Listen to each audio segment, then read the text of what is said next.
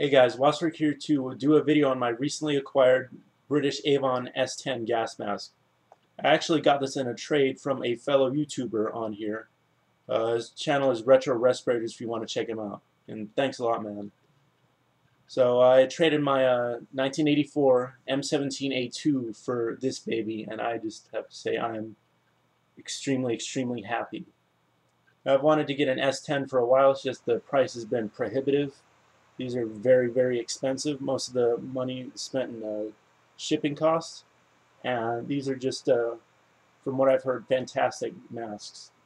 And what I'm excited about for mine is, number one, it's a size 2, which is my size. And then this is actually a 2009 manufacturer. So I'm very excited to get a new mask. And I even got the filter with it. So, but I'm keeping this sealed just in case I need it for something. And just from the history I can gather on this was introduced to replace the older S6 model masks, which were an evolution of the, what was it? I can't remember, but it was in the same family as the Canadian C3 and the Mark II light anti-gas respirator. And these were probably introduced in the early 1970s. That's from what I can remember. And they're recently being replaced by the General Service respirator, just like the M40 is being replaced by the M50. And this mask is extremely well made. The voice diaphragm feels very well built. It's constructed of the butyl rubber, which I like. My other most current mask, which I used to have, was the M40. I hated the silicone rubber just because of its susceptibility, to blister agents. And this is just a all in all more comfortable mask. I actually still need to get outserts for it and the proper drinking tube. So this is just your standard type of mask. It's got a 6-point head harness on the back for a customizable fit. It has one of those inner face seal type deals, kind of like the PMKs and the Mark Vs. It's got a very big oral nasal cup on the inside. You can see the drinking tube and the voice diaphragm. And just like the Canadian C3 and the MK2, it has very large eyepieces for an outstanding field of vision. And this takes your standard NATO 40mm filters. No adapter needed here. And then this right here, I assume, is just like with the M40 and MTU2/P. It's a secondary voice diaphragm for use with telephones and the like.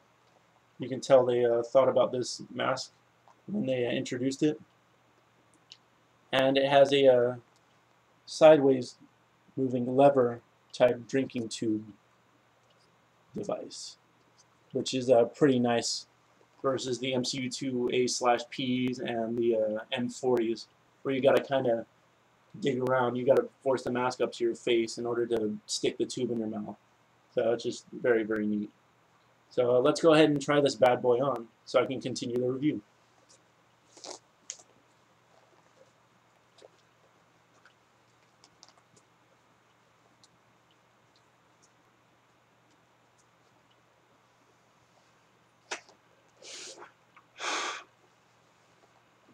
Alright, that rubber head harness takes a little bit getting used to. I'm used to the US masks with their softer fabric head harnesses. Just a little bit getting used to. Just like I said before, the field of view is absolutely outstanding. On the same level with the C3 and the MK2. Just your vision is pretty much completely unimpeded, which is an important thing to have in a field protective mask that's used in combat. And the British, this is the feature that I'm happy that they kept. Just an extremely good field of vision. The mask is very lightweight and comfortable. It feels very form-fitting. And it's just, I cannot give this mask enough praise. And this is, in my opinion, superior to the M40 and the MCU2A/P. Even though the MCU2 masks have that panoramic visor, it's the soft silicone which goes yellow with age, and they don't have a butyl rubber construction, meaning you have to get the second skin, otherwise you're vulnerable to attack by blister agents. So, and I've heard these masks have a chemical hood. Hopefully I can get my hands on one of those, and then I need a proper canteen to use the drinking tube. This doesn't use your, this doesn't go to the standard M1 NBC canteen cap used by the U.S. military. It's got a little plug on the end. And then a feature I love about this mask is that the lever on the side positions the drinking tube pretty much directly into your mouth. And that's just a great feature to have compared to the US series of masks.